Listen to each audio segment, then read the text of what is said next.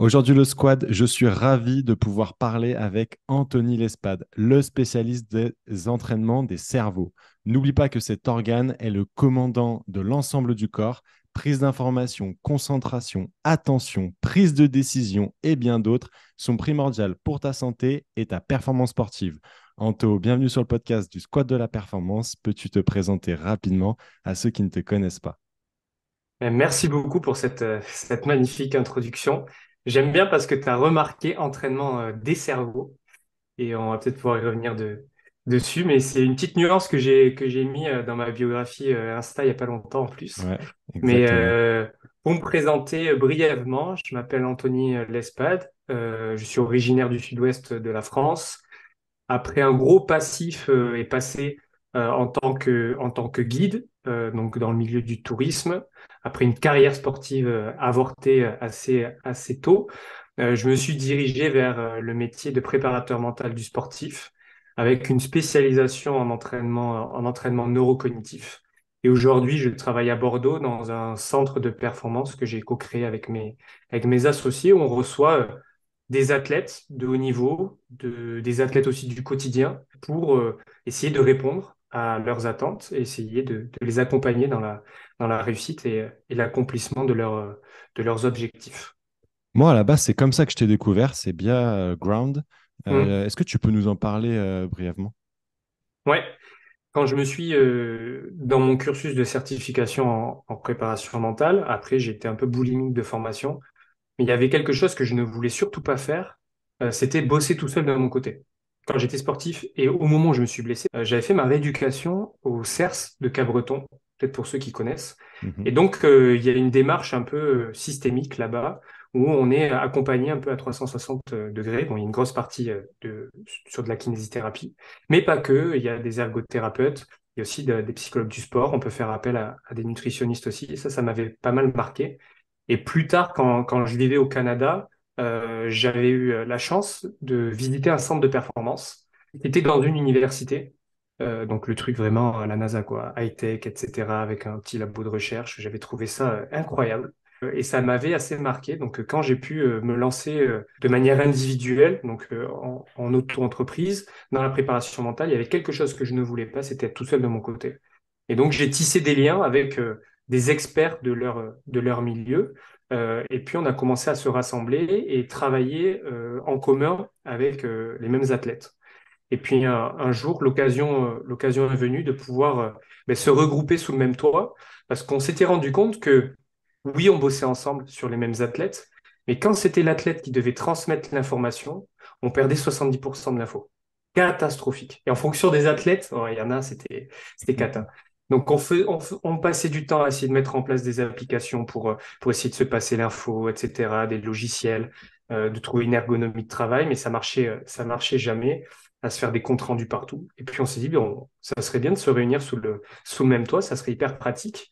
Et puis l'occasion s'est présentée, on a trouvé un superbe endroit en centre-ville de Bordeaux, donc c'est un ancien chai à vin, tout en pierre voûté, un endroit assez insolite, et on a pu installer nos quartiers. Donc il y a 4 pôles distincts à Grant, une partie santé-récupération, donc un pôle où on peut faire bain chaud, bain froid, pressothérapie, cupping, etc. L'idée, c'est qu'on a recréé un petit salon où on peut venir passer du temps tout seul ou avec des amis. On peut faire aussi de l'ostéopathie. C'est une partie aussi où on va faire nos analyses bioméca. Après, on a la partie préparation physique, la partie préparation mentale et neurocognitive, qui est mon domaine. Et ensuite, on a un pôle dédié au conseil sportif. Tous ces pôles peuvent autant être en présentiel qu'aussi en externe. On externalise beaucoup. On est pas mal contacté par des clubs qui souhaitent faire des audits. Donc, c'est ça qui est intéressant. Où nous, ben, on vient sur place, on fait un audit global, généralisé, en fonction de ce qu'ils veulent. Et puis après, on peut les orienter et les accompagner vers l'équilibre entre ben, sur ma partie, l'équilibre entre le bien-être et la performance, mais aussi, par exemple, sur la partie santé, sur la partie récupération. Mais on peut aussi intervenir notamment dans le football parce on a associé un expert dans ce domaine sur le projet de jeu, la notion de club, la notion de bénévole dans le club, la notion du projet fédéral, etc. Enfin, c'est hyper varié. Et ça, c'est passionnant parce que c'est plutôt des clubs amateurs ou semi-professionnels qui nous contactent. Et il y a tout à faire. Et ils ont cette envie-là de pouvoir passer un cap. Et c'est passionnant. Au quotidien, moi, je travaille là-bas, même s'il y a aussi beaucoup de déplacements avec des athlètes qui peuvent habiter à l'étranger. Ok, eh ben écoutez, c'est vrai que c'est très très beau. Moi, je vous encourage tout particulièrement à aller consulter Ground Bordeaux sur les réseaux sociaux et leur site internet. Moi, pour la petite anecdote, je crois que je suis tombé dessus vraiment au tout début. Il n'y avait rien du tout sur Ah votre ouais? Instagram, mais je crois juste un site internet. Et je m'étais dit, bordel, c'est beau. C'est vraiment très beau. C'est vrai que c'est insolite. Enfin voilà, avec ces voûtes de pierre, comme on peut le voir dans des belles villes comme Mhm. Bordeaux. Et je me suis dit, putain, c'est le futur. C'est le futur et il faut absolument que j'aille voir tout ça. Et c'est vrai que C'est je me beau, suis mais c'était vide au retrouvé, début. ouais, j'imagine. Et Et donc, c'était vide au début. je me suis retrouvé à Mérignac en avril. Je t'avais contacté, Ouais. malheureusement, on s'est croisés. Mais ça, c'est à charge de revanche parce que j'aimerais bien aller voir tout ça. Et en tout cas, pour ceux qui sont dans la région, ouais, je les encourage Ouais, à c'est essayer c'est- de c'est voir. cool de pouvoir. J'ai vraiment pu. Pour moi, c'est un laboratoire, donc j'ai une vision très holistique et ça me permet de pouvoir créer plein de choses. Et dans cette notion de l'accompagnement avec une prise en charge globale à 360 degrés, ben déjà c'est très confortable pour nous et pour les athlètes.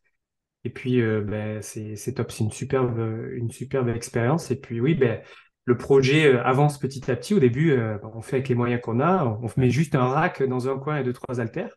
Et petit à petit, on peut se permettre d'avoir de nouveaux accessoires. Donc, non, non, c'est cool. Et puis, je te recevrai avec grand plaisir.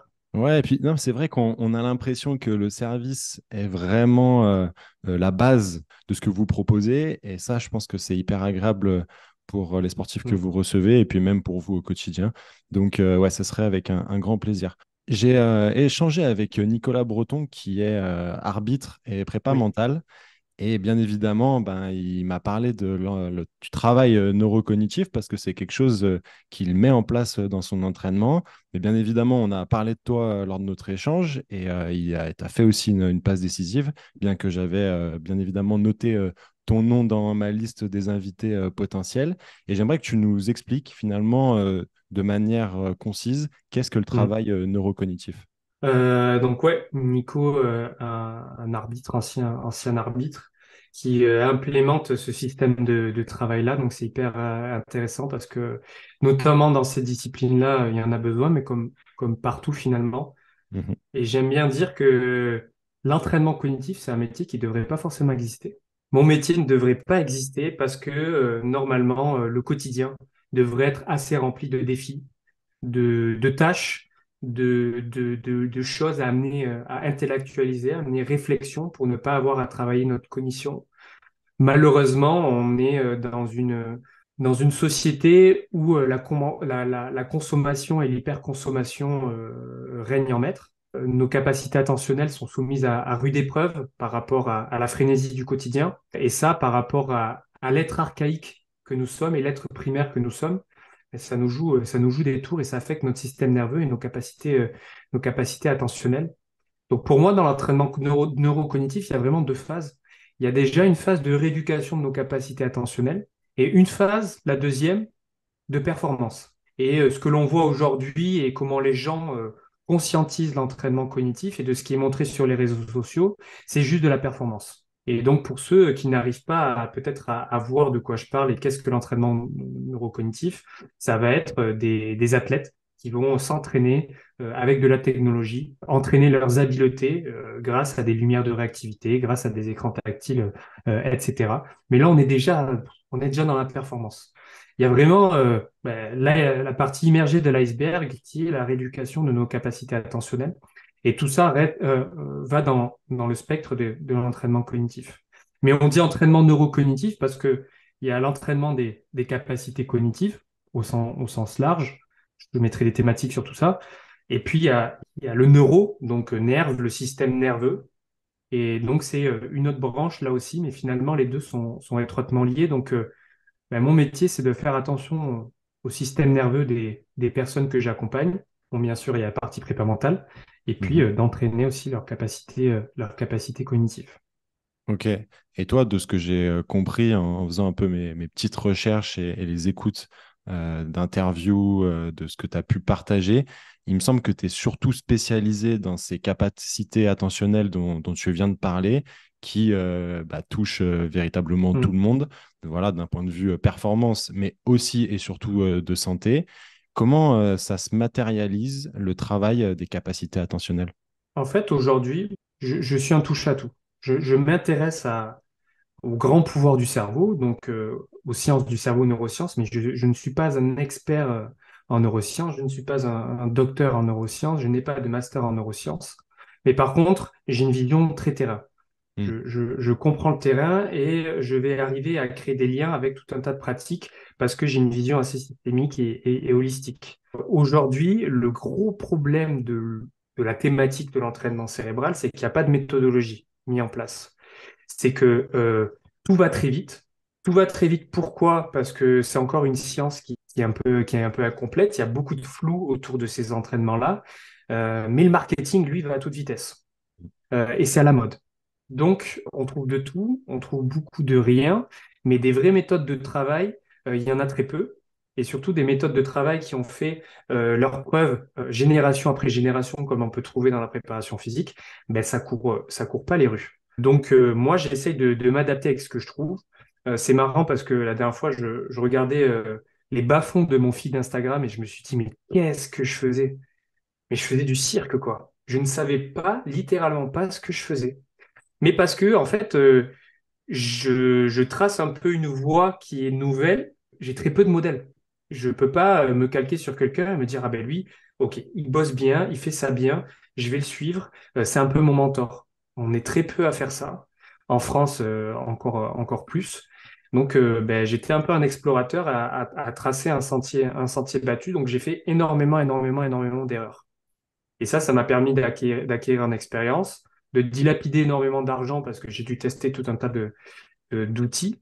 Mais aujourd'hui, je suis quand même assez satisfait de pouvoir avoir une méthode qui est validée et quand même assez solide. Et pour revenir à ta question de base, parce que là, je digresse, l'entraînement des capacités attentionnelles va toujours commencer par une évaluation. Sur cette évaluation-là, on va avoir des indices qu'on doit remettre forcément dans le contexte par rapport au sport ou à la personne et le quotidien de la personne. Et puis, par rapport à ces indices-là, vont se présenter face à nous différents outils. Aujourd'hui, la méthodologie que j'utilise peut se travailler avec différents outils, technologiques ou pas. Mais ma méthode de travail se concentre quand même sur l'endurance attentionnelle, l'endurance cérébrale. C'est comme si on fait un transfert au sport, moi j'étais plutôt un entraîneur de demi-fond ou un entraîneur de longue distance qui a envie de pousser même vers l'ultra-distance. Ok.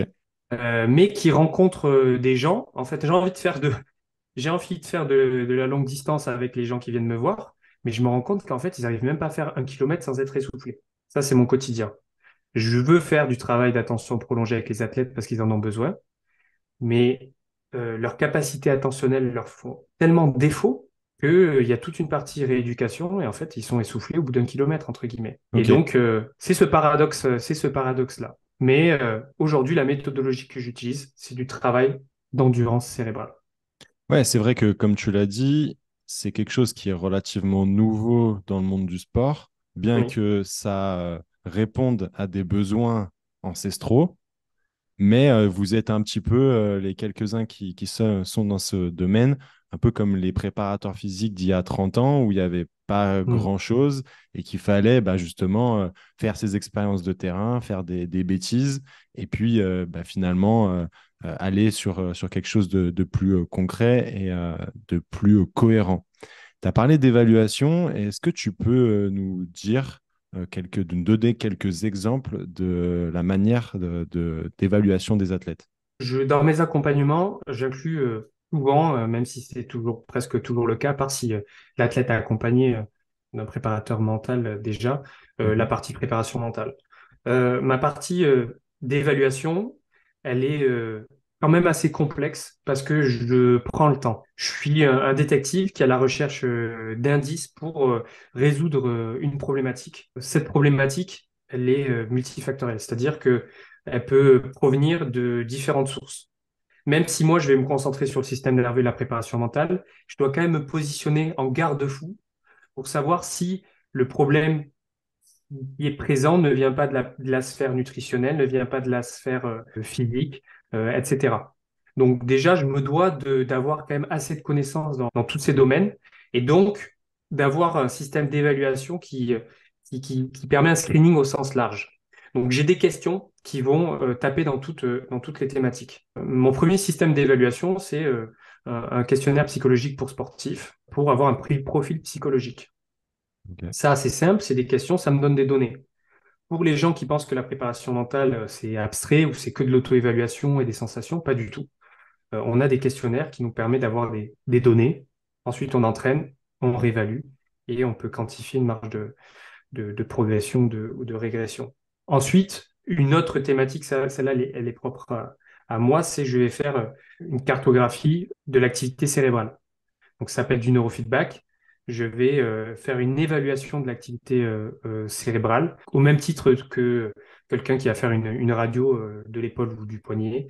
Je vais en faire une de l'activité cérébrale. Ça va aussi me donner d'autres indices. Après, je vais avoir deux évaluations cognitives. Une évaluation cognitive plutôt classique, assise, où je vais avoir toujours le même protocole. Moi, l'idée, c'est que les athlètes, eux, ont des sports différents, mais mon protocole est le même et ça me permet de pouvoir aussi les comparer. Donc, mon protocole d'évaluation assis classique, il est le même pour tout le monde avec le même logiciel. Et ensuite, j'ai un deuxième protocole de testing cognitif où là, on va plutôt être en mouvement de manière motrice pour que, ben, en fonction du sport, tu puisses avoir un avantage ou pas. D'accord. Il y a une autre partie qui est la sphère de la neurologie fonctionnelle, où je vais venir tester tous les nerfs crâniens, tester les récepteurs sensoriels, le système visuel, le système vestibulaire, tout ce qui est proprioceptif. Je vais aussi aller observer du côté des réflexes archaïques, tout en essayant d'avoir toujours une vision de loin, très contextuelle par rapport à ce que me demande l'athlète, ce qu'il traverse dans sa vie, quelle est sa demande, le club, la situation politique du club, enfin, etc. Je Ouais. vais faire vraiment une prise en charge globale parce que tout est bon pour être un indice.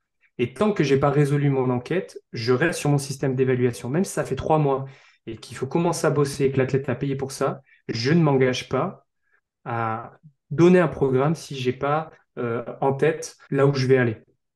Et c'est là D'accord. où des fois ça me diffère des autres parce que Ouais. je prends vraiment mon temps sur cette partie-là. Et une fois que j'ai tous mes indices qui sont récoltés, je vais ben, mettre tout ça face ben, au programme sportif de l'athlète, ses heures d'entraînement, le nombre d'entraînements qu'il a, le calendrier, les échéances, les acteurs aussi qui sont autour de lui dans son écosystème, comment je peux m'intégrer moi de manière écologique dans tout ça, sans arriver avec mes grands sabots, comment je peux me faire accepter aussi des autres, parce que ça c'est un gros sujet. Bon, là, on Mhm. parle des autres parce qu'on prend l'exemple d'un athlète de haut niveau, mais pour quelqu'un de moins haut niveau, on va dire, ça peut être sa famille, par exemple. Ouais. Donc voilà, moi, c'est une phase qui me passionne. Honnêtement, c'est passionnant de faire ça. Et j'ai, à mon sens, une méthodologie qui me permet de quand même savoir où je vais et de pas faire n'importe quoi. À titre de comparaison, où avant, j'étais directement dans l'entraînement sans évaluer. Ouais. Mais Mais petit à petit, j'ai mis des petits systèmes en place et j'en ai changé certains et puis ça se module et donc voilà. ok, c'est super intéressant de pouvoir discuter de ça avec toi parce que je me demande comment tu gères la potentielle frustration ou questionnement de l'athlète de savoir, bah, Anto, quand est-ce qu'on commence véritablement à Hmm. travailler? Et Ouais. surtout parce que moi, avec ma vision prépa physique, j'ai plutôt tendance à me dire, OK, je pars avec une base de travail, mais chaque séance va être d'une certaine manière un test pour avoir du feedback de Hmm. l'athlète, voir comment il bouge, ses ressentis, les charges qu'il va utiliser, Ouais. la vitesse. Enfin, voilà, tout ça va me donner finalement des réponses de manière perpétuelle et qui vont m'amener à moduler la programmation et ma manière de coacher au fil Hmm. du temps. En fait, je suis face à des individus qui sont tous tout autant différents les uns que les autres. Il n'y a aucune ressemblance entre eux. Donc en Mhm. fait, à chaque fois, je pars de zéro, c'est page blanche. Et je sais que le corps humain est tellement complexe et tellement rempli de mystères que si je prends un peu de temps là, c'est parce qu'on va en gagner après. Et le temps que je gagne après, il est ultra précieux. Bien sûr, il y a des athlètes qui me contactent parce que la compétition, elle est dans 2 mois, il faut envoyer. Donc oui, je vais toujours pouvoir donner quelque chose à grignoter. Dans le système d'évaluation, on va quand même un peu avancer et donner certaines choses. Mais j'ai cette vision où il n'y a vraiment rien de magique. Mhm. Il peut y avoir des prises de conscience du jour au lendemain, même durant les évaluations, durant les entretiens, etc. Ouais. Un entretien, même s'il a but de testing et d'évaluation, peut faire avancer quelqu'un. Et même le fait de discuter, de se livrer au préparateur mental, on avance. Et, euh, et oui, clairement, il y a de la frustration, mais je préfère conditionner l'athlète au fait que on est rigoureux, on fait pas n'importe quoi, on prend le temps parce que c'est un travail aussi à long terme et de l'éduquer à ça. Après, ça va nous apporter de la facilité dans le suivi pour plus tard.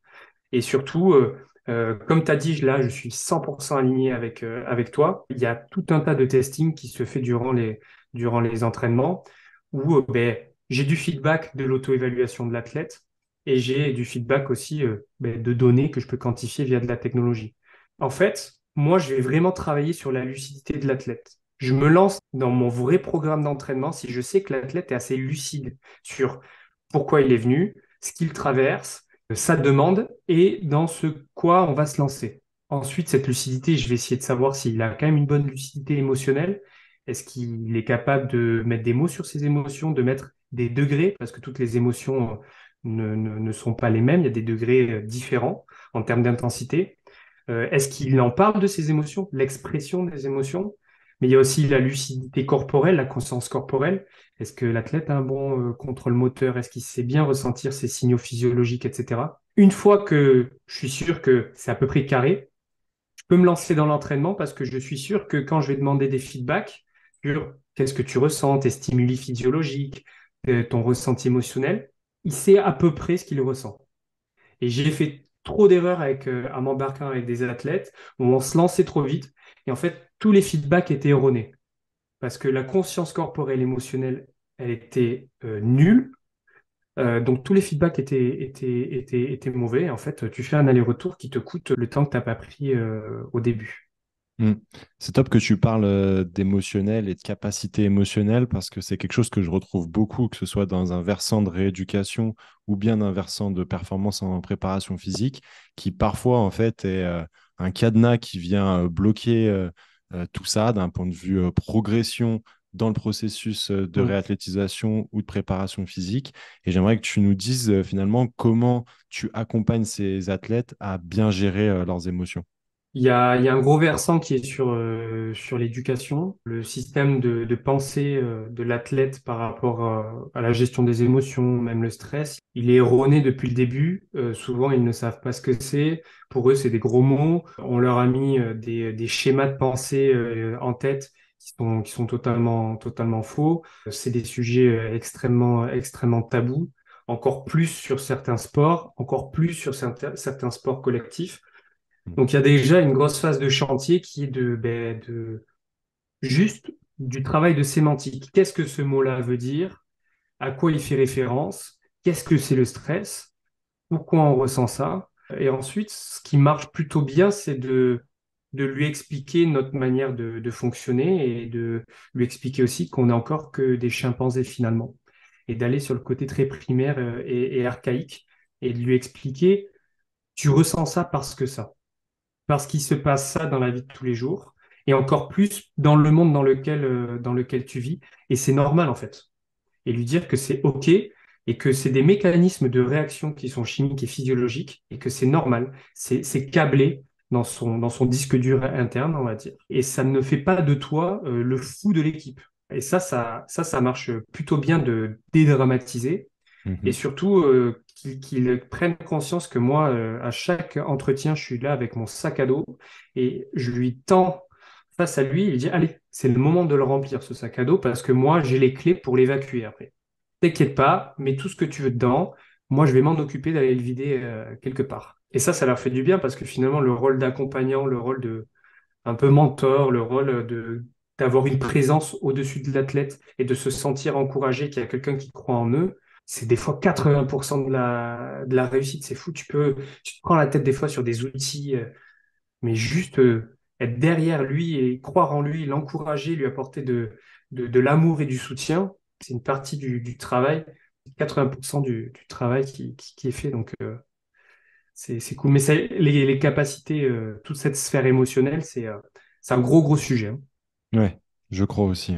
C'est vraiment cool que tu nous parles de cette capacité de dédramatisation, parce que moi, ça me fait beaucoup penser à l'art de la communication qu'on Mm. voit de plus en plus se développer, notamment en kinésithérapie et par l'art du coaching en préparation physique, et où finalement on se rend compte de l'importance des mots, du poids des mots que tu vas employer, mais aussi des silences et de ce que de ce que tu ne vas pas dire en fait. Totalement, totalement. Et c'est une sphère qui est trop laissée de côté, hein. On oublie que derrière chaque athlète, il y a un homme, il y a une femme, et cette personne a besoin aussi d'être écoutée. Mm. Mais il faut en avoir la capacité. Et il y a beaucoup de praticiens, de thérapeutes, de kinés, de prépa, etc., mais qui n'ont pas forcément cette capacité-là parce qu'ils n'ont pas non plus travaillé sur eux-mêmes. Ouais. Et donc, c'est là où, en fait, finalement, le mot coach, il prend vraiment son sens. Parce c'est un métier, il faut être capable de pouvoir écouter les autres. Et je pense, à mon sens, qu'on oublie aussi une partie de tout ça dans les systèmes de formation des coachs et des thérapeutes. Alors que ben oui, la personne en face de toi va te livrer des choses, mais il faut que tu sois capable de les recevoir, parce que sinon, ça va s'accumuler, s'accumuler, s'accumuler. Puis après, tu seras plus capable d'écouter quelqu'un, et donc tu prendras plus de plaisir, tu feras mal ton métier. La personne en face de toi, elle le sentira clairement. Et puis là, t'es dans plus rien qui est optimal. Donc même en tant que coach, il faut arriver à savoir ben, se libérer de tout ça, parce que ben, tout est énergie, et donc ça peut aussi peser à long terme. J'aimerais rebondir sur le travail sur soi-même. Qu'est-ce que toi, tu as mis en place pour ça? Bah, moi, j'ai pris un énorme mur. Donc, c'est le travail déjà de prise de conscience. Avant, à vouloir à foncer, ne pas savoir dire non, parce qu'on se lance, parce que on a envie de prouver, parce que on se sent le meilleur. Et puis, on a des athlètes de plus en plus cotés qui nous contactent. Et puis, on a envie de faire le sauveur, le pompier. Et on n'a pas forcément de méthodologie qui est bien rodée. On n'arrive pas à mettre des distances.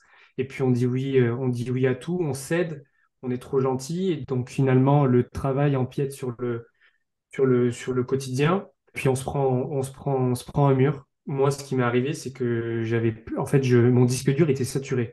Je ne pouvais plus écouter quelqu'un. Ça ne rentrait plus. Et donc, j'ai dû prendre du temps pour moi et mettre énormément de distance.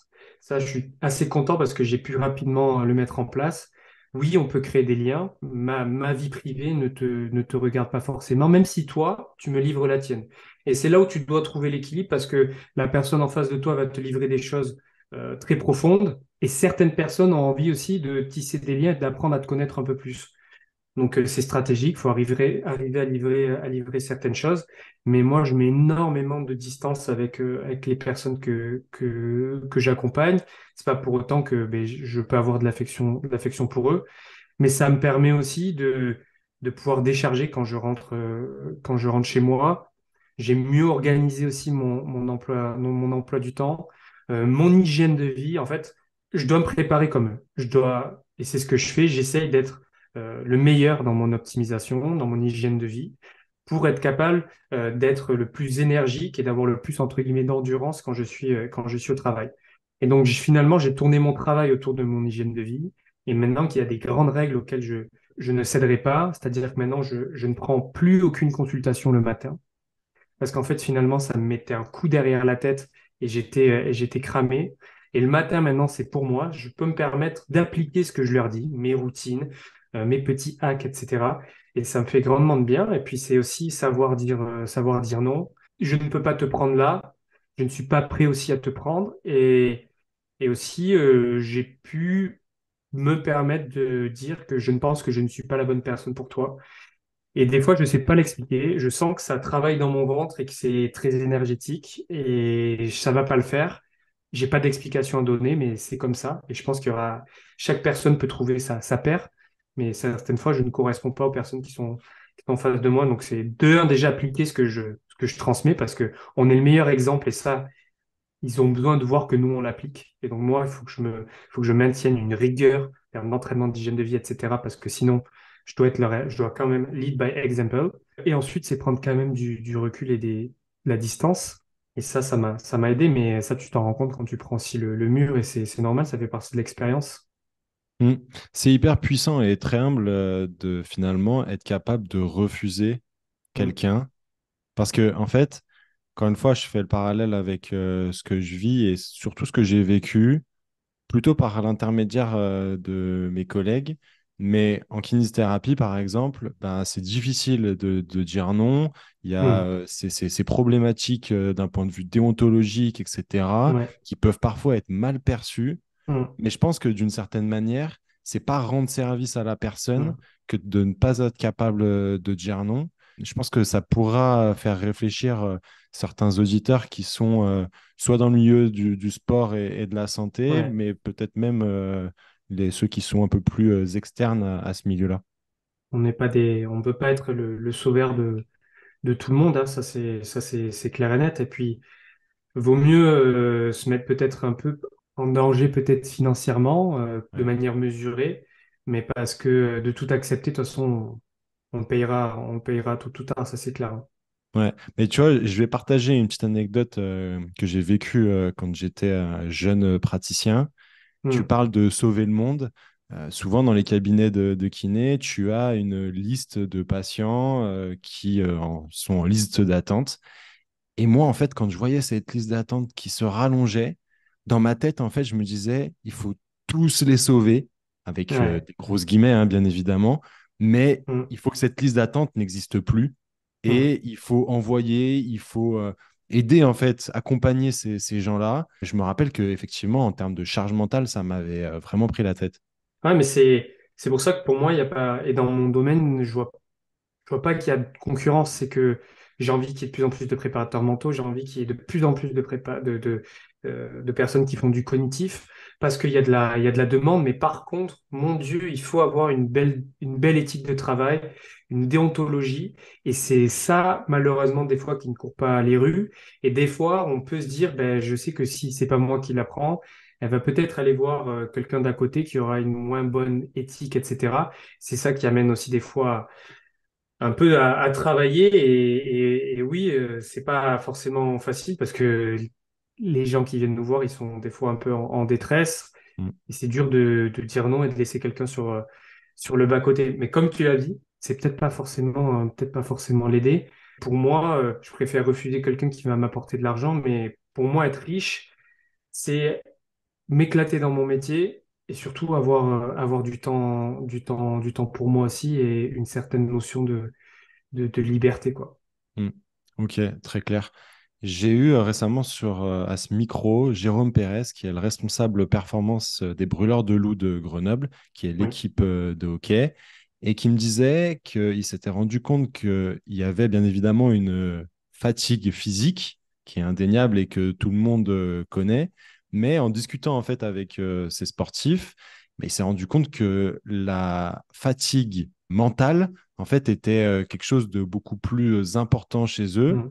Déjà parce qu'il y avait, c'est le haut niveau, et puis parce que c'est un sport qui a des échéances assez régulières. On parle de 2 à 3 matchs par semaine de manière assez régulière, comme on peut le voir dans le basket. Et j'aimerais savoir si toi, tu mesures les niveaux de fatigue. Ouais, je la mesure avec des outils, notamment un outil qui s'appelle un PVT. On a aussi le PVTB. C'est des outils pour ben, quantifier la fatigue mentale, qui nous permettent, par rapport à de grands barèmes, de savoir où la personne se situe. C'est souvent de la quantification de temps de réaction et de manière globale la précision. Donc pas la précision, le côté où je dois viser bien, c'est plutôt le ratio entre bonne réponse et mauvaise réponse dans un laps de temps donné. C'est des outils qu'on peut retrouver aussi. Par exemple, il y avait eu au niveau de la sécurité routière. À un moment, ils arrêtaient les gens sur le bas-côté, ils leur faisaient des tests. Ça, c'était des PVT qu'ils faisaient faire pour D'accord? pouvoir analyser, quantifier la fatigue mentale. Ça, c'est un outil très terre à terre, tech, validé par la science qu'on peut mettre en place facilement. Après, c'est multifactoriel. Et dans le grand domaine de la charge mentale, et donc de la fatigue mentale, ça nous fait... Le mot fatigue vient avec le mot énergie finalement. Et en fait, avant de vouloir optimiser et trouver des moyens de s'activer parce qu'on est fatigué, donc on n'a pas envie de prendre de café, de Red Bull ou de pré-workout, on veut s'activer grâce à la préparation mentale ou à l'entraînement cognitif, etc. Déjà, il y a un équilibre à trouver. Il faut rééquilibrer tout ça. Dépister la fatigue mentale, le travail à engager, ça va être déjà de repérer les pollueurs attentionnels, les pollueurs d'énergie. Et ça, déjà, c'est un sacré chantier.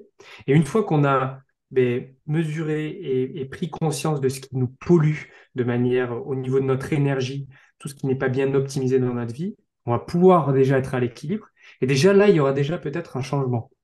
Une fois que le changement est effectué, on arrive un peu à un seuil, on va pouvoir mettre des outils pour aller plus haut et gratter cette petite sensation d'activation et d'excitation et de stimulation qu'on peut avoir grâce à certains outils.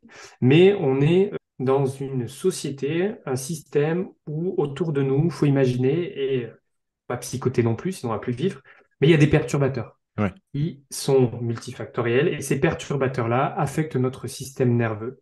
Donc ça affecte notre énergie et donc notre fatigue mentale, elle baisse, elle augmente, pardon, plus rapidement. Et en plus de ça, nos capacités attentionnelles qui sont réduites et on apprend de moins en moins à gérer nos émotions. Alors, si on imagine que le matin, on se lève avec une jauge d'énergie au-dessus de notre tête, qui est comme dans un jeu vidéo, notre jauge de vie, déjà en fonction de ton sommeil, tu vas commencer peut-être qu'à 60% de vie mentale. Mais toutes les émotions que tu vas vivre au quotidien, qu'elles soient positives ou négatives, va faire baisser 2 fois plus vite cette jauge-là. Ce qui est top, c'est qu'on a des ressources pour regagner en énergie. Mais déjà, les personnes ne conscientisent pas qu'il y a qu'il y a une jauge d'énergie mentale et que toutes les tâches du quotidien vont affecter cette jauge-là. Et que les tâches du quotidien, si elles sont pas faites au bon moment, aussi. Et que forcément, on est aussi réglé par rapport à notre rythme circadien. Et tout ça, c'est aussi chimique, notre cortisone et notre mélatonine. Et donc, ce qu'on fait durant ces moments-là va aussi avoir énormément d'effets. Et donc, d'une discussion où on se dit, oui, ben, j'ai un peu de fatigue mentale, t'as pas un outil? Non, mais attends, moi, quand on me dit ça, le chantier, il est énorme. Il est Mm. énorme. Mais par contre, il y a de réels effets. Et ce qui est bien, c'est que, comme je te l'ai dit, on a des outils pour pouvoir quantifier ça, autant sur le spectre de l'auto-évaluation que sur vraiment quantifier de manière pure avec des tests psychomoteurs de vigilance. Ok, bah écoutez, on va regarder tout ça, c'est top. Tu as parlé de polluants, moi ça me fait penser un peu à toutes les stimulations qu'on peut avoir, type bah, caféine avec le café, les Red Bull et compagnie, boissons énergisantes, et puis bien évidemment les écrans qui finalement sont des choses qu'on voit beaucoup et surtout en fait, bien évidemment pas que, mais beaucoup avec la nouvelle génération qui est née avec tout ça.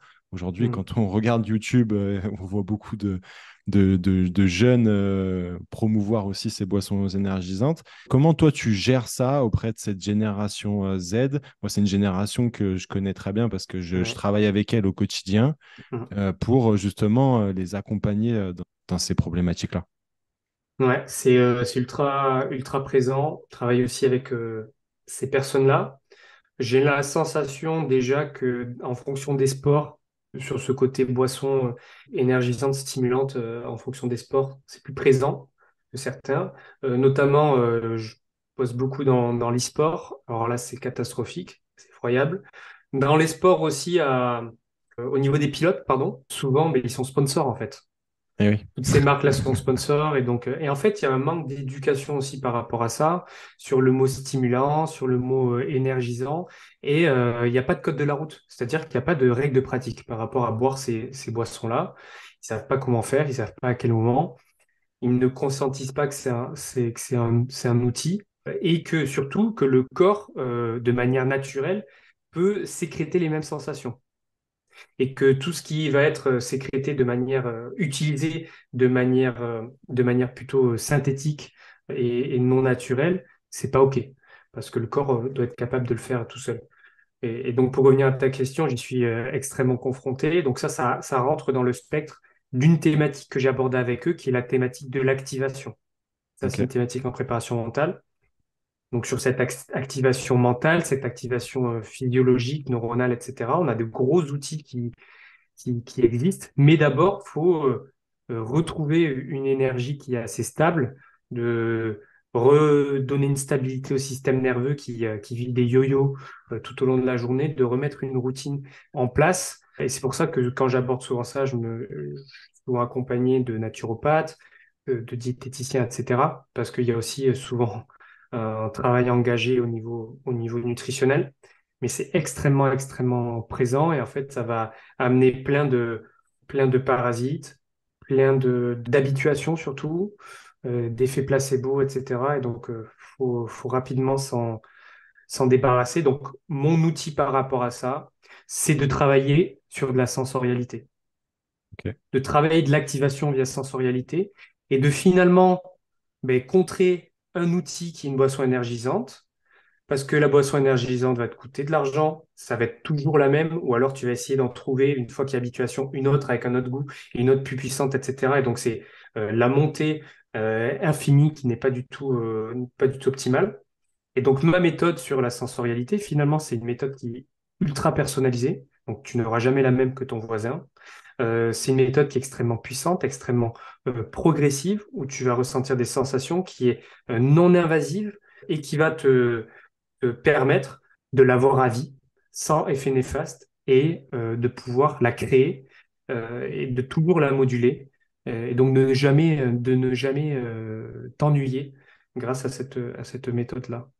Ok, bon, bah, c'est très clair. Finalement, on va compenser par une réelle activation du système nerveux central d'une certaine Mm, manière, plutôt que par un agent externe, vraiment aller c'est chercher ça. les choses en interne.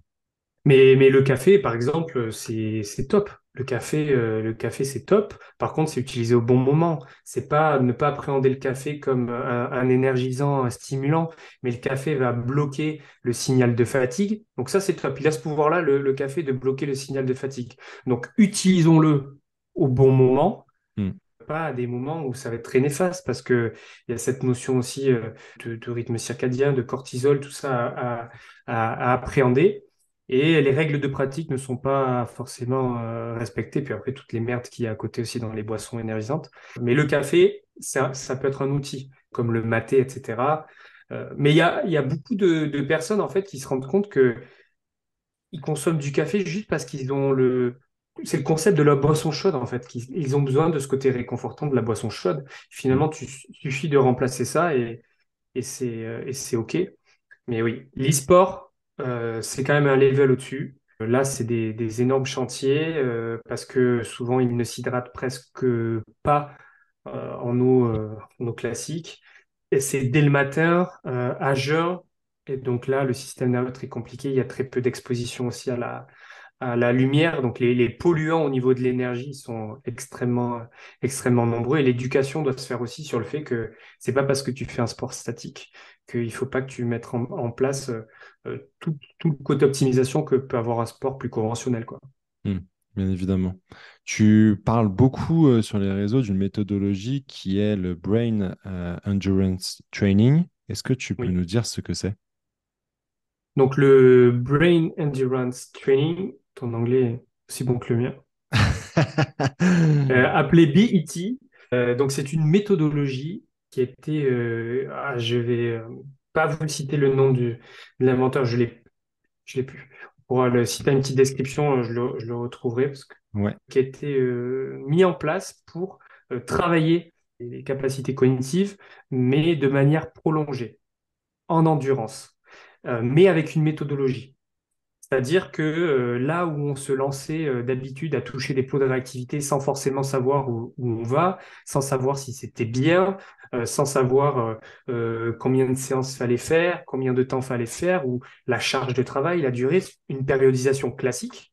Le BT arrive avec tout un tas de validations, une méthodologie très forte, très assumée aussi, parce que dans ce monde-là, tout le monde se tire dans les pattes, et surtout en étant capable de pouvoir la reproduire avec divers outils technologiques. Aujourd'hui, moi, quand j'associe le BT, je l'associe avec l'application que j'utilise au quotidien qui s'appelle Soma. Soma est l'application reine du BT. C'est comme si ben, voilà, le développé couché à la barre va se pratiquer sur un banc de développé couché. C'est la grande règle. Soma, c'est le meilleur outil pour ça. Il y Ok. en a d'autres qui arrivent sur le marché, mais aujourd'hui, Soma est une application qui permet de mesurer la charge de travail, la durée, d'avoir tout un tas de bibliothèques d'exercices, parce que un exercice cognitif, c'est une tâche psychotechnique qui a une charge et une charge aussi sensorielle. C'est-à-dire que on va avoir une charge visuelle, mais aussi une charge peut-être auditive, peut-être une charge aussi kinesthésique. Et tout ça, ben, ça nous laisse pas indemne quand on est face à cette tâche-là, donc tout se mesure. Et surtout, dans le BT, on a tout un attirail de testing pour savoir où l'on va. On a parlé du PVT, mais on a aussi le VASF, qui est un questionnaire que l'on va faire à chaque exercice pour mesurer ben, la fatigue, l'effort mental, la fatigue mentale, l'énervement, la frustration, la fatigue physique, etc., pour avoir des grands marqueurs et savoir où l'on va. Mais pour résumer, le BT, c'est une méthodologie d'entraînement cognitif qui permet de travailler les capacités attentionnelles, capacités cognitives, mais de manière prolongée, en endurance. Ok. Moi, j'ai souvent entendu de certains sportifs, voire même d'entraîneurs parlant de sportifs, en disant, mais ouais, ce sportif-là, ce joueur-là, il lui manque de la capacité, il manque d'attention, il n'est pas Mm. concentré, etc. Bah, en fait, c'est pas irréversible finalement. Clairement, en fait, je vais réutiliser ce mot-là, mais c'est multifactoriel. Il y a tout ce côté, comme on a dit précédemment, des pollueurs.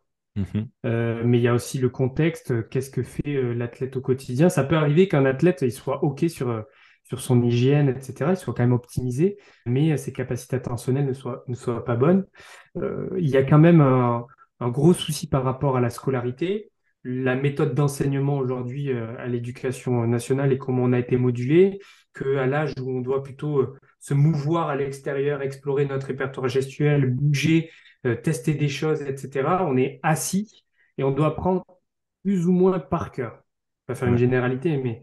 Et donc ça nous code un système d'apprentissage et donc un système d'attention qui fait que ben, dès que tu te déconcentres, on te punit. C'est ça l'école. Quand tu es déconcentré, si on le voit, on te punit. Et donc ça laisse clairement une trace. Des fois, tu te retrouves avec des athlètes s'ils ne sont pas dans cette méthode d'apprentissage où c'est du par cœur, où c'est très scolaire, c'est fini.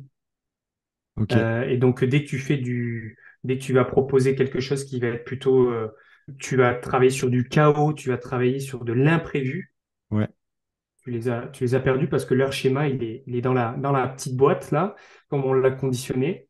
Dès que tu le sors de tout ça, c'est compliqué. Donc oui, il y a des entraîneurs qui même vont mettre en place des systèmes où là, on fait du cognitif parce que bon, travailler un peu le cerveau.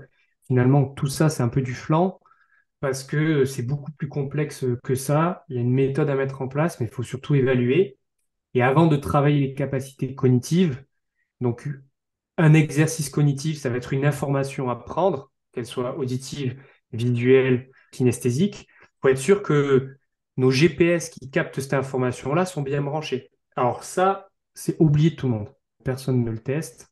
Heureusement que maintenant, on a des organismes de formation qui vont dans cette sphère-là. Petit clin d'œil à la RNP.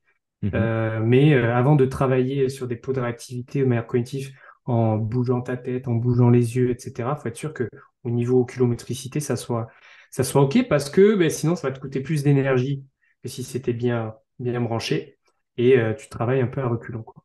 ouais, bah c'est top. Clin d'œil effectivement aux trois gars du labo RNP que j'ai reçus sur ce podcast il y a Ah, quelques mais semaines.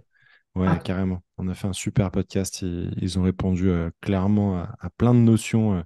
Donc, je vous encourage à aller l'écouter si vous ne l'avez pas déjà fait. Mais en tout cas, c'est un des épisodes les plus écoutés trop sur bien. le squat de la performance. Donc c'est top.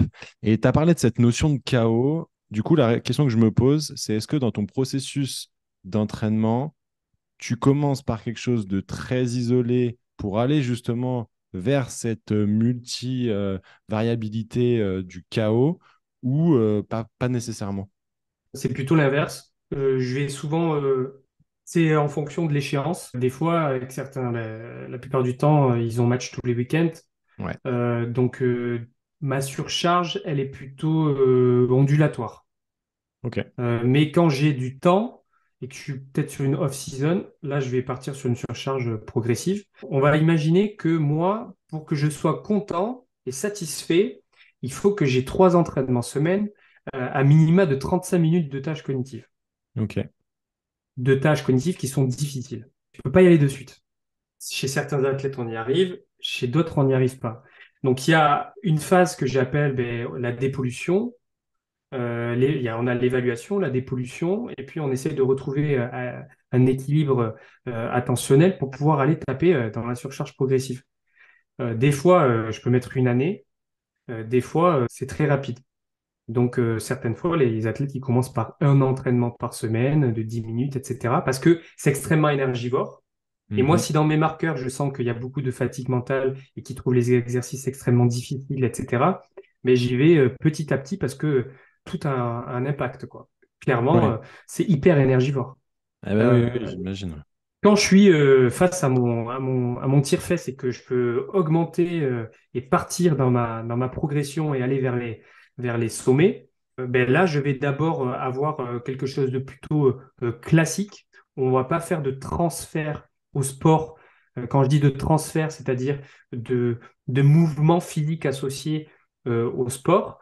Par contre, dans les tâches cognitives, elles vont être implantées parce que c'est une demande du sport, mais aussi un déficit de l'athlète. Elles ne sont pas Mhm. choisies au hasard, en fonction du poste aussi, c'est important. Mais plus on va arriver vers le seuil, c'est-à-dire quand on arrive au seuil, c'est que soit l'athlète, on travaille depuis assez longtemps et il est très bon parce que il s'est adapté aux tâches, et ça, le cerveau est incroyable pour ça. Donc, une fois que il est très bon un petit peu partout, mais on va intégrer des parasites et mettre du chaos. Donc du chaos qui est sensoriel, mais de la difficulté à ce niveau-là. Et donc mon chaos, je peux l'intégrer sur mes tâches cognitives, mais je peux intégrer aussi dans l'environnement, dans mes circuits. Donc on va imaginer un athlète qui court qui est sur un vélo, qui va faire son exercice cognitif en même temps qu'un travail aérobie ou anaérobie, on s'en fiche. Et puis il va sortir de là. Et puis, il va faire sa transformation parce que c'est un rugbyman. Et puis, durant le processus de transformation, et là, on va intégrer des parasites, etc. On va amener du chaos pour pas qu'il puisse s'adapter finalement. Ok, génial. Maintenant qu'on a dit tout ça, j'aimerais qu'on aille sur finalement un domaine qui, il me semble, est l'image que beaucoup se font de l'entraînement neurocognitif. Ce sont les lumières de réactivité dont tu as Ouais. parlé en début de podcast et dont tu viens aussi de reparler, et notamment sur les erreurs que tu as pu faire Mm. au début de ta carrière. Finalement, comment bien utiliser ces outils-là?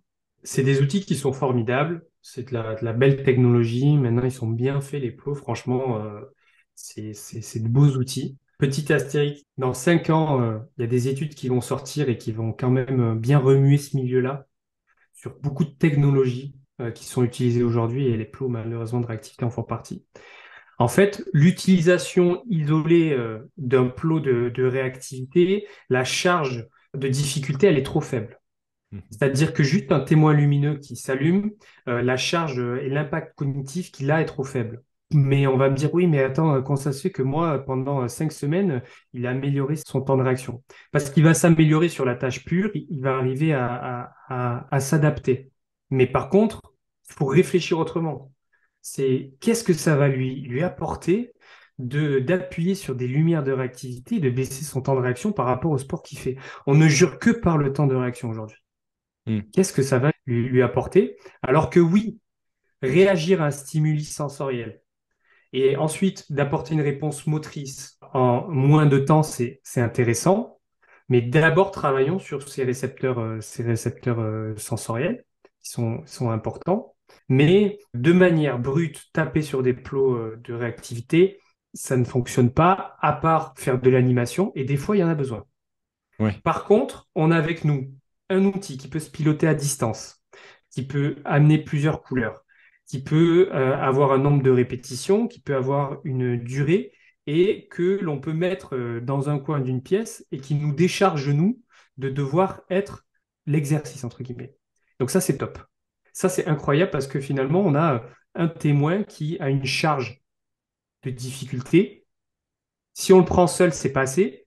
Mais si on l'ajoute comme accessoire avec d'autres charges et d'autres tâches, là, par contre, on arrive à une globalité qui est assez complexe et assez difficile. Et donc, c'est des outils qui sont vraiment formidables. On les utilise très mal, mais je ne suis pas la police parce que je les ai très mal utilisés aussi. On ne nous Mhm. apprend pas à les utiliser. Mm. Les marques, ce que nous montrent les marques, les vidéos qu'ils mettent sur les réseaux sociaux, et on va faire des crunchs, des abdos en touchant des lumières, etc. Tout est du flan. Ils ne savent pas ce qu'ils font. Ils veulent juste nous vendre ces outils-là. Mais par contre, pas les jeter. On peut être capable de bien les utiliser, intégrer à des circuits, mais plutôt de réfléchir à je crée mon exercice par rapport à ces plots-là. Non, comment je vais pouvoir intégrer des plots qui sont une difficulté dans un ensemble, dans un contexte. Et Ouais. aujourd'hui, si je peux citer des marques, on a des plots qui ne proposent plus uniquement des lumières, des couleurs, mais qui vont proposer des formes, des Mhm. triangles, des carrés, des croix. Et là déjà, on peut ouvrir son répertoire d'exercices cognitifs et augmenter un peu la difficulté et plutôt privilégier des plots qui vont être avec des capteurs laser parce qu'on va perdre trop de temps à ceux qui sont kinesthésiques. Donc, Mhm. voilà ma vision un peu sur les plots d'entraînement cognitif. Ouais, effectivement, c'est rigolo parce que je suis assez d'accord avec toi sur le fait que ça soit beaucoup un aspect d'animation. Et d'ailleurs, c'est Hmm. marketé comme ça de la part des fournisseurs. Ce qui, à mon sens, pardon, finalement, est OK, parce que d'un point de vue marketing, en fait, je pense que c'est comme ça que tu accroches la personne. Hmm. La question que je me pose, c'est est-ce que véritablement ils se rendent compte du pouvoir qu'ils puissent avoir en utilisant correctement les outils qu'ils proposent? Ça, c'est déjà la première question voilà, que je me pose. Mais c'est en fait, ce que je trouve intéressant malgré tout, c'est que ça fait le lien avec la notion d'agilité qu'on peut retrouver Hmm. dans le sport, qui est souvent très mal comprise, mais où ça répond à un stimuli que l'athlète va avoir dans son activité. Et je pense Ouais. que si c'est bien intégré, bah, ça peut être finalement intéressant de les utiliser. Ouais. Ouais, parce qu'il y a une notion de distance, on peut travailler sur le système visuel aussi, c'est intéressant. Par exemple, moi, dans ma bibliothèque d'entraînement cognitif, j'ai un exercice qui s'appelle le Four Choice Reaction. Donc, c'est quatre lumières et il y en a une qui s'allume et je dois taper dessus. Avec mon doigt, c'est sur une tablette. Donc, c'est comme des plots d'activité. Mais le Four Choice Reaction est un exercice dans ma programmation, mais il y en a 10 autres ensuite. Il y aura des exercices d'inhibition, de mémorisation, de prise de décision, etc. Donc en fait, tout le monde ne jure que par un exercice qui doit être complété par d'autres. Et puis, faire 30 secondes de plot de réactivité et d'autres choses, ça sert à rien. Il faut travailler en endurance. Il faut les laisser travailler de manière prolongée, même s'ils râlent, même s'ils en ont marre, même si c'est dur, même si le temps de réaction augmente. C'est comme ça que ça se fait. C'est comme quand tu commences à courir. T'en chies au début, tu fais 2 kilomètres, 3 kilomètres, t'en as marre, mais tu maintiens jusqu'au cinquième, et c'est ce gap-là où tout se fait, et c'est de l'hormèse, c'est que tu vas créer un stress parce qu'ils n'ont pas l'habitude de se concentrer aussi longtemps, mais il y aura une adaptation derrière. En fait, c'est super intéressant que tu parles de tout ça parce que quand moi je veux développer l'explosivité, le versant vitesse d'un sportif, je vais plutôt justement l'arrêter là où la vitesse décroît. Et toi, en fait, tu nous dis que tu vas pousser l'athlète même quand les standards vont décroître. Alors que moi, finalement, si j'avais Mm. utilisé cette technologie-là sans connaissance et sans discuter de ça avec toi, je me serais dit, OK, là, il y a une perte. on arrête l'exercice et Ouais. finalement, je serai dans le faux. Mais c'est tout le travail autour du seuil. De toute façon, j'ai rien inventé à ce niveau-là. C'est que dès que je m'approche d'un seuil, c'est comme si j'étais sur ma rep max. Mm. Donc, je vais déjà m'assurer que, entre guillemets, comme au niveau technique, ça soit OK. C'est-à-dire que l'athlète soit capable, pas une fois de se rapprocher du seuil, mais plusieurs fois sur plusieurs essais, et de voir qu'il y a quand même une habituation à la tâche. Et la variabilité, je vais l'amener de manière externe, plutôt sur des parasites. Et donc, des parasites qui vont, en fonction de l'athlète, des fois, le parasiter de manière différente. Il y a des athlètes, des parasites auditifs, c'est terrible. D'autres, ça peut être des parasites visuels. Ça Mm. qui est hyper intéressant, c'est que on peut être très créatif. Et ce côté stimuli sensoriel, c'est hyper intéressant. C'est top à travailler. Ok. Justement, tout à l'heure, donc tu parlais des outils que tu utilisais. J'imagine que c'est des outils payants avec qui Hum. voilà, que tu vas partager avec les athlètes avec qui tu travailles pour qu'ils puissent travailler de leur côté également. Est-ce que tu aurais malgré tout des applications, des outils beaucoup plus accessibles aux tout venants qui pourraient, bah voilà, en écoutant ce podcast, se dire, bah moi j'ai envie d'être stimulé pour voir un peu où ça m'amène. Voilà, quels outils tu pourrais nous partager? J'utilise des outils qui sont très accessibles, comme des outils qui sont très chers. On peut compter, un outil qui peut se compter même en dizaines de milliers d'euros, par exemple. Par exemple, l'outil que j'ai qui coûte le plus cher, comme il me l'a été vendu, c'est de la merde. C'est nul. Par contre, la méthodologie appliquée à cet outil-là, c'est top. Ok. Mais si je n'avais pas eu connaissance de ça et conscience de ça au moment de l'acheter, j'aurais peut-être travaillé pendant 2 ans dessus en suivant ce qu'ils me disent et nul. J'aurais travaillé dans le vide, quoi. Donc c'est pour ça que tout outil est intéressant. Bien sûr, plus c'est cher, plus on peut aller loin parce que la data collectée est précise et intéressante et nous amène une variabilité. Mais pour moi, comme si c'était l'entraînement au poids du corps, poids libre et gratuit, ben, ça va être de un, la méditation, de deux, la lecture, et de trois, l'ennui. L'ennui de manière passive ou active devant, devant de l'eau à la mer, devant une flamme d'une bougie, devant une cheminée, etc. Mais tout ça, c'est des outils qui nous aident à travailler les capacités attentionnelles, d'avoir des conversations engagées en regardant dans les yeux quelqu'un et en maintenant son sujet de A à Z aussi peut nous aider à travailler nos capacités attentionnelles. Mais une fois qu'on s'engage dans ces outils-là et dans ces travaux-là, dans ces entraînements-là, mais augmenter la progressivité. Si je suis capable de méditer tranquille chez moi dans mon lit au chaud avec ma petite bougie, etc., et que ça fait 3 mois que j'y suis dessus, il serait peut-être temps de mettre des parasites, donc de la musique en fond, ou ouvre la fenêtre de chez toi et tu as le bruit extérieur. Et puis on peut monter petit à petit en progressivité. Et ça ne coûtera rien. Pour moi, la méditation, c'est l'exercice le plus dur parce que c'est s'asseoir dans une chaise et écouter ce que l'on a dans notre ventre, ce que l'on a dans nos tripes, la profondeur de notre âme. Et pour certaines personnes, ça peut être difficile et ça leur fait peur, ça leur fait peur aussi. Si on va aller dans la data, on a parlé des plots de réactivité, on a l'application Soma qui est assez chère. Du autre côté, on a l'application Rewire Fitness qui propose une méthodologie BET, parce que BET n'appartient pas que à Soma, moins D'accord. cher. Donc ça, c'est intéressant. On va être plus limité dans la bibliothèque d'exercices, par contre. Ensuite, on va avoir, allez, je vais donner un site Internet. Donc là, quand je l'utilise, je sais que je suis pas totalement dans la meilleure méthodologie, mais des fois, tu ne peux pas l'être. Ça Mhm. s'appelle Human Benchmark. Donc c'est un site Internet avec plusieurs exercices cognitifs que l'on retrouve, même des exercices emblématiques et qui nous permettent surtout de nous créer un petit compte et d'avoir de la traçabilité de la data.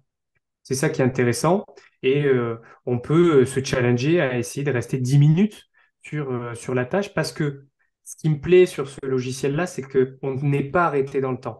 Il y a trop d'applications mobiles, trop d'exercices où tout est gamifié. Donc on a un parcours et puis on a des couleurs, nanani, nanana, et puis on est arrêté au bout de cet exercice-là et puis il faut attendre. Puis si ça, non. Human Benchmark, si je veux rester 10 minutes sur la même tâche, tant que j'ai pas perdu, c'est entre guillemets OK. Et on a derrière une petite traçabilité. On peut voir notre progression. Ça, c'est gratuit et je l'incorpore de temps en temps. Ok, parfait. Merci pour tous ces hacks. Justement, en parlant de hacks, ceux qui regarderont la vidéo pourront se rendre compte que bah, tu mets en place certaines choses. Tu as des lumières anti-filtre, pardon, filtres à anti-lumière bleue qui sont orange. Tu Oui, utilises aussi des lumières tamisées, etc. J'aimerais déjà qu'on se focus sur sur les lunettes net. et que tu nous expliques la raison pour laquelle tu portes ces lunettes. C'est 2-1, c'est pour le style. Non, c'est quelque chose, ça fait un peu plus d'un an. Je ne le savais pas, mais je suis quand même assez sensible à la luminosité, je m'en suis rendu compte. Après, on en parle aussi de plus en plus. Alors, je suis absolument pas pionnier dans ce côté de porter des lunettes orange. Tout simplement, par mimétisme, j'ai suivi des comptes qui parlent un peu de biohacking et qui, eux, les utilisaient. Donc, j'ai Mhm, essayé sur moi. Et donc là, je vais faire une passe D, notamment à un compte qui s'appelle Le Druide Moderne.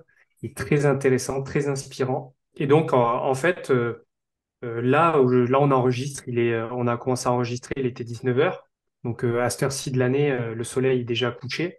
Et mhm, donc, j'ai tamisé toutes les lumières de chez moi et mis ces lunettes oranges pour indiquer à mon cerveau et être le synchroniser et synchroniser mes rythmes circadiens, donc mes rythmes jour-nuit, et lui passer le message que dehors, il fait nuit et que c'est le moment une fois que je vais pouvoir me poser après le podcast, de commencer à sécréter cette envie d'aller dormir, de mélatonine.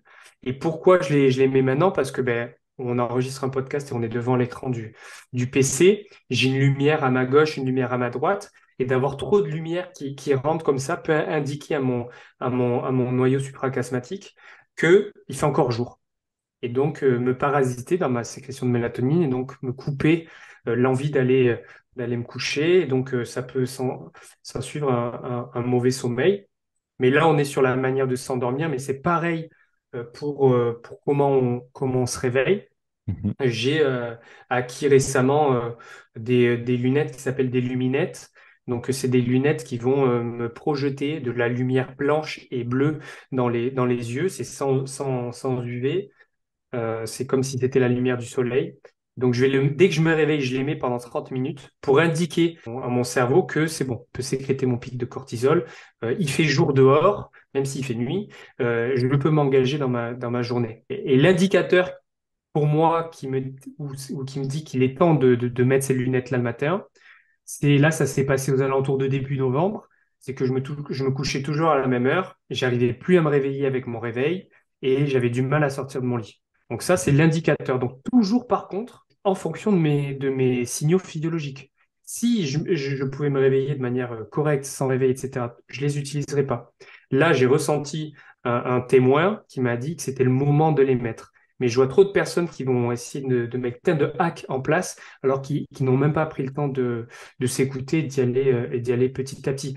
Ça sera toujours moins bien que si je m'arrivais à me lever naturellement et de la vraie lumière du jour, par exemple. Ok, parfait. Merci pour ces éclaircissements parce que c'est vrai que moi, ça fait un petit moment que je vois ces lunettes Mm. orange. On parle beaucoup des lumières anti-UV, Ouais, il y a plein voilà, d'avis bleues, divergents, hein, de toute façon. mais les lumières, les lunettes véritablement orange, il y en a finalement très peu qui en parlent ou dans une niche, voilà, dans le Mm. biohacking. Et je voulais avoir ton retour là-dessus, donc c'est top que tu aies pu nous en parler. Ça marche très bien, j'en suis satisfait. Peut-être qu'il y a un effet aussi mental par rapport à ça. Ouais. Il y a des études qui disent que il y a aucune preuve, d'autres qui amènent de la positivité envers tout ça. Il y a tout et son contraire. Je pense qu'on n'a pas encore assez de retours sur tout ça. Moi, personnellement, ça marche bien, j'en suis satisfait. J'ai pas la meilleure marque. Aujourd'hui, la meilleure marque sur le marché s'appelle Ra Optique. C'est une marque américaine, mais elles sont assez chères. Moi, j'en vois clairement les bénéfices.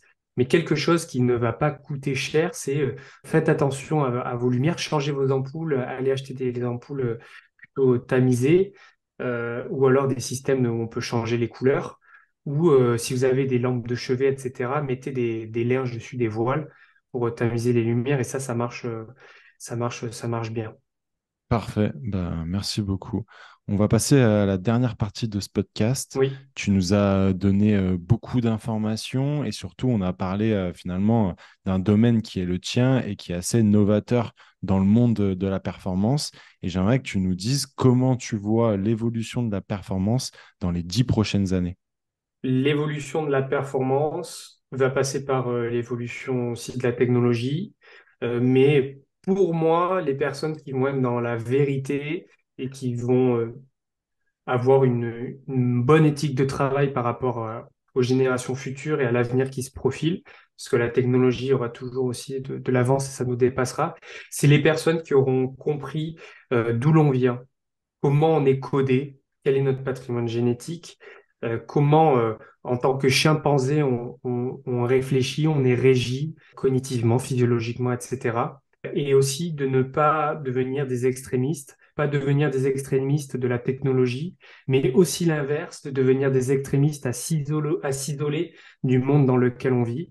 Il faut accepter que la technologie est là, que la technologie va faire partie de notre quotidien et de pouvoir utiliser et en tirer à bon escient. Je pense qu'il faudrait un code de la route de l'utilisation de la technologie parce qu'il y a des effets qui sont extrêmement néfastes, mais il y a aussi des effets ultra positifs, mais aussi un code de la route de comment on est codé, comment on est dans notre manière archaïque de percevoir notre environnement et aussi de notre comportement par rapport à tout ça et notre instinct primaire. Et pour moi, les deux peuvent être mariés totalement.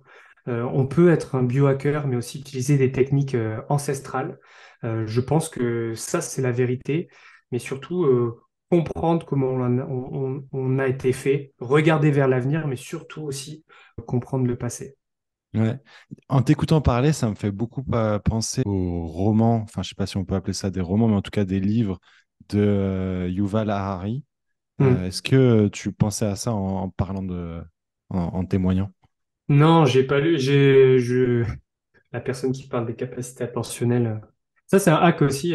J'ai Sapiens en livre de chevet. Ouais, Je pense que je lis 10 pages à l'année petit à petit.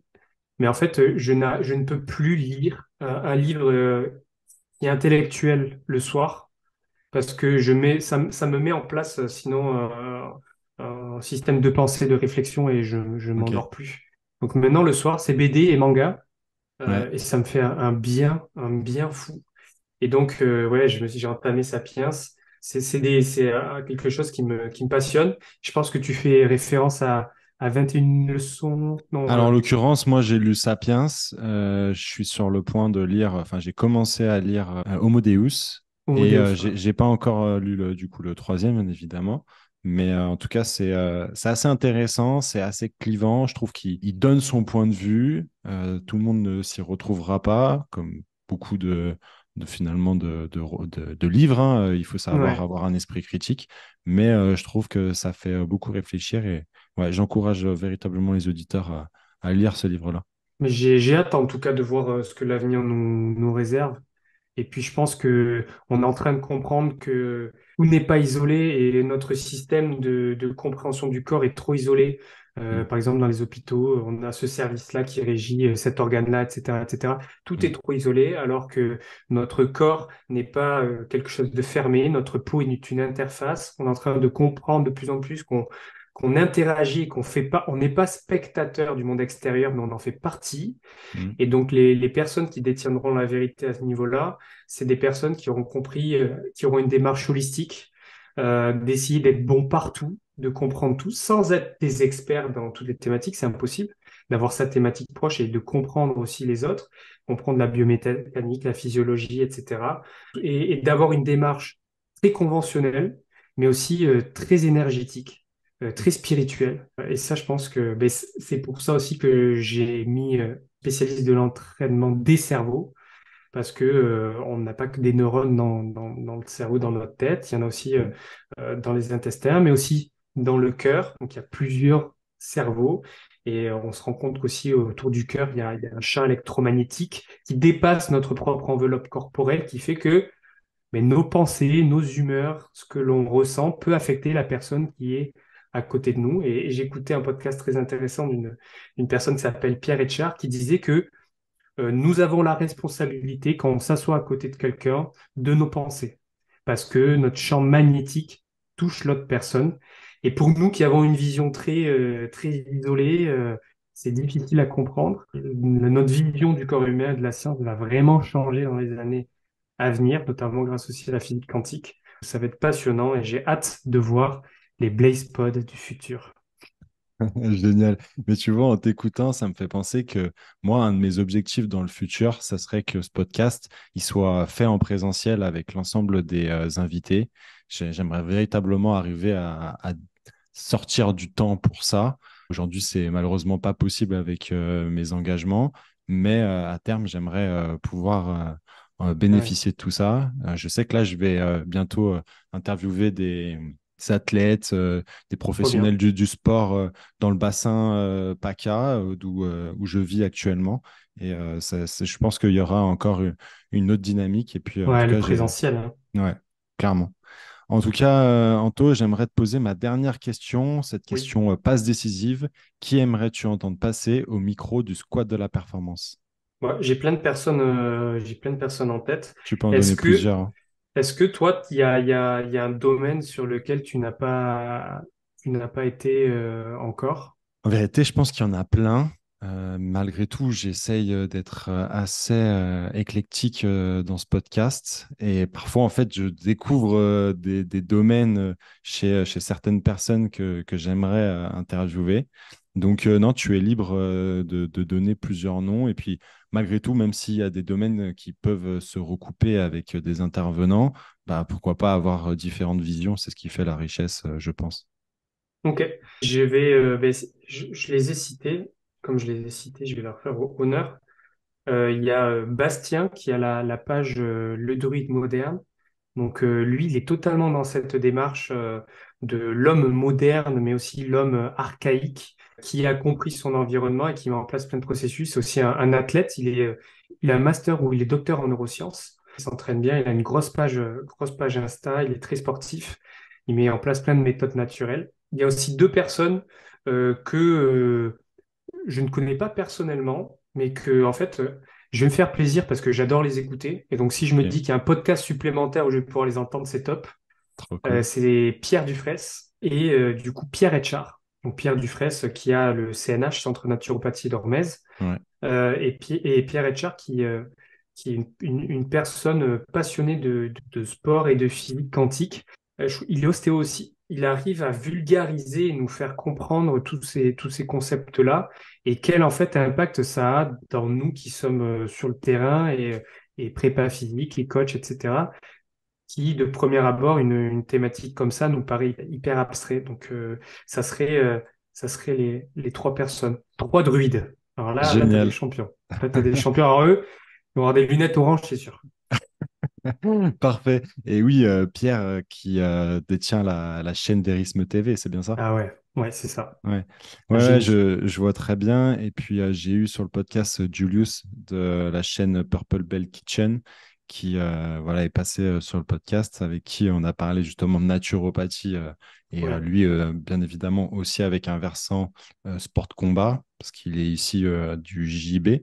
Mais bien évidemment, c'était assez large également pour pouvoir satisfaire le plus grand nombre. Anto, je te laisse le mot de la fin. Reconnectez-vous.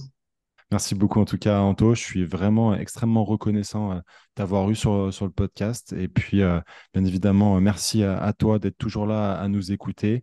N'oubliez pas de mettre un petit 5 étoiles ou un commentaire, voire même de partager ce podcast sur les réseaux sociaux, parce que c'est grâce à toi que le podcast grandit. Merci beaucoup. Je vous dis à la semaine prochaine, 18 h. D'ici là, je te souhaite de prendre un maximum de plaisir dans ton sport.